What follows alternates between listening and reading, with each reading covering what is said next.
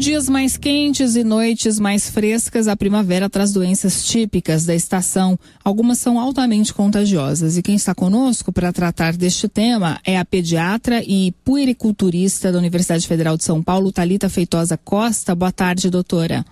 Boa tarde, Débora. Boa tarde, ouvintes. Doutora, quais são essas doenças ou quais são as doenças mais comuns nessa época do ano?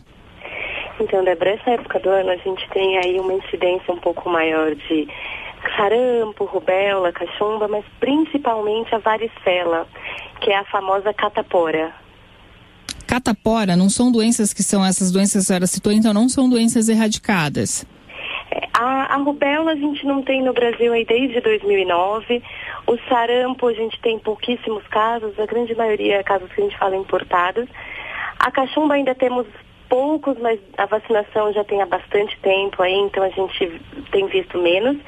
E a catapora ainda está longe de ser erradicada. Por quê, doutora? A vacinação para varicela, Débora, ela foi instituída nas UBS, pelo Ministério da Saúde, muito recente, desde 2013 só. A gente já vê um decréscimo bem importante na incidência dessa doença, mas ainda acomete bastante crianças. O período da primavera, então finzinho de inverno, começo da primavera, é quando a gente vê a maior incidência da catapora. Então aí o mês de outubro costuma ser o pior mês, o mês em que as crianças mais sofrem com ela. E acho que por isso é tão importante a gente falar sobre isso agora. Claro, então a pior delas é realmente a varicela ou varicela, é isso? Ou catapora? Isso, varicela. Varicela ou catapora, que são a mesma coisa. Agora, doutora, quais são os sintomas, então, da catapora? A catapora, ela costuma começar, Débora, com uma febre baixa, precedendo aí qualquer outro sintoma, e depois as crianças começam com manchinhas vermelhas, que viram bolinhas, bolhas, e depois uma casquinha. Eles costumam costar bastante. Duram aí mais ou menos uma semana, e a gente precisa lembrar sempre de afastar essas crianças da escola para evitar surtos. Então a criança acaba sendo a principal vítima. Acaba sendo a principal vítima, principalmente as crianças abaixo de 5 anos de idade. Então o ideal é que elas deixem de ir à escola, deixem de ter contato com outras crianças, justamente para que a doença não se torne um surto. Exatamente. Ela é muito contagiosa, contagia por gotículas, e a gente vê que assim, em creches as incidências são maiores, as crianças acabam ficando mais graves porque elas ficam mais tempo confinadas e juntinhas. E como que é o tratamento para a criança que está com catapora? O tratamento a gente fala que é sintomático, é basicamente tirar a coceira da criança, dando antialérgicos e tentar amenizar aí possibilidades de infecção secundária de pele, quando a gente faz pus nas casquinhas, né? Mas o curso natural a gente não consegue interromper, a gente não consegue ir lá e matar o vírus. A gente até tem medicamentos para isso, mas a gente não usa para todos os casos. E a catapora, ela só dá uma vez, doutora? Em geral, só uma vez. Existem relatos de poucos casos aí de ter uma segunda vez, mas uma coisa bem rara. E no caso, as pessoas de casa, os pais, ficam sujeitos, podem pegar catapora também, se nunca tiveram? Podem pegar sim. E a catapora no adolescente, no adulto, é sempre um pouquinho pior, um pouco mais sintomática, com maiores chances de complicação. E aí acho que a importância da gente lembrar que adulto e adolescente que não vacinou e que não teve catapora aí, vale a pena tomar a vacina. E essa vacina está disponível na rede pública gratuitamente? Na rede pública a gente está disponível aí só para as crianças, tá? Para os pequenininhos, quando completam 15 meses de vida. Os maiores só na rede particular. Então a vacina para catapora deve ser tomada aos 15 meses de vida, um ano e 3 meses, e depois tem algum reforço? Tem uma segunda dose, um reforço, que a gente hoje preconiza aí 3 meses depois dessa primeira dose. E se tomar a vacina não tem a doença? Pode ter, mas em geral a gente tem uma doença muito mais leve. E o mais importante dessa vacina é que a gente reduz em 97% a chance de doença grave, de complicações da catapora, que podem levar inclusive a óbito. E quais seriam essas complicações, doutora? A gente pode ter as infecções de pele, que são quando a catapora deixa marquinha, né? Que é um pouco mais comum. Mas a gente também pode ter pneumonia, a gente pode ter encefalite, que é uma inflamação do cérebro. a gente pode ter uma doença hemorrágica grave e levando a óbito. Nossa, então tem que ficar bastante atenta, né? Bom, doutora, vamos só repetir aqui quais são as formas de contágio da doença, da catapora?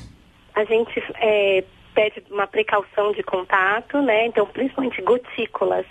Então, a saliva, o espirro, a tosse, tudo isso contamina. E enquanto a criança tiver alguma bolinha que não esteja já na casquinha, ela está contaminando os outros. Então é importante que nesse período ela fique afastada da escola. E esse ciclo dura mais ou menos quanto tempo? Em média 1 semana, mas ela já transmite desde 2 dias antes. No caso, como é que os pais percebem que um caso de catapora pode estar evoluindo para questões mais graves como essa que a senhora falou, pneumonia, encefalite? A criança ela vai dar alguns sinais de alerta. Uma febre persistente que não melhora, uma febre muito alta. No caso de uma infecção de pele, você vai notar que as feridinhas estão ficando mais feias, estão mais vermelhas, às vezes com pus. A pneumonia, a mãe vai notar aí que ela tem um quadro respiratório associado. E na questão da encefalite, a criança tem alterações neurológicas, então ela pode ficar muito mais sonolenta, como se fossem, às vezes, até meningite, né? Pode ter dificuldade para andar. Entendi. Agora, ao primeiro sinal de catapora, que poderia ser a febre mais baixa e as manchinhas na pele, a mãe deve levar a criança ao médico. Precisa consultar o pediatra, ter certeza que é uma catapora, para a gente evitar os surtos. Então, teve certeza, afasta.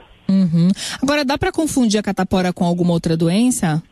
A catapora é a que a gente menos confunde, né? De todas essas doenças da infância que causam vermelhões na pele, é a mais fácil de identificar para o pediatra, porque ela tem essa característica de ter as feridinhas com essa evolução de bolinha, bolha de água e casquinha, que as outras não evoluem dessa forma.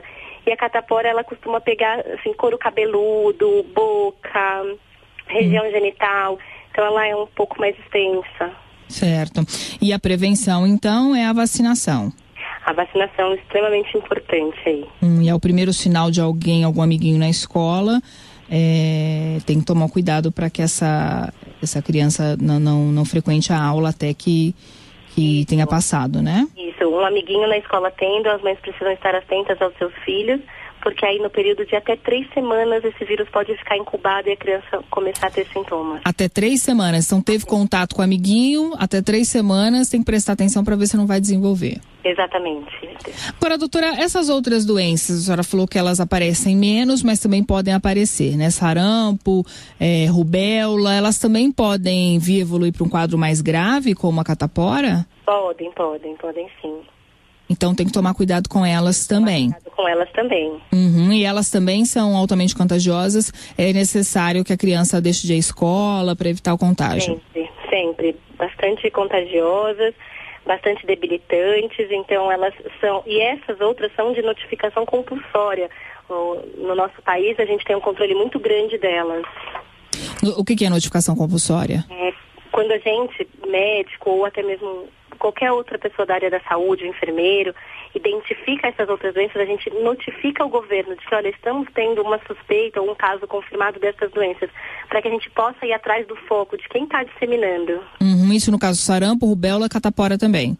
Não, só sarampo e rubéola. A catapora não é de notificação obrigatória, a não ser em casos de surtos de creche, que é justamente para o governo ir lá e agir tentando impedir a disseminação. Agora, voltando à catapora, a gente tem informação de algum surto recente no Brasil? Não, esse ano a gente está entrando aí no período da catapora, né, que é a primavera, mas a gente já teve em São Paulo, só no estado de São Paulo, mais de 1.000 casos esse ano, com 3 óbitos, mas surto nenhum. Então, 1.000 casos, 3 crianças morreram porque entraram nesse quadro aqui. Isso. De pior. Crianças na pior faixinha aí, que é de 1 a 4 anos. Ou seja, a vacinação, então, vamos só repetir a idade de vacinação, 15 meses, né? 1 ano e 3 meses, a primeira dose, e o reforço? 3 meses depois. Agora, se a criança não tomou a vacina nessa idade, ela pode tomar em qualquer idade, é só procurar a rede pública? Como é que funciona isso? Pode tomar em qualquer idade, a rede pública não vacina a qualquer idade, tá bom? Eles têm lá o calendário certinho. Então eles vão vacinar casos especiais que saíram da idade, mas a rede privada vacina todo mundo. Tá certo. Muito obrigada pelos esclarecimentos. Essa foi a pediatra e puericulturista da Universidade Federal de São Paulo, Thalita Feitosa Costa. Uma boa tarde para a senhora. Boa tarde, Débora.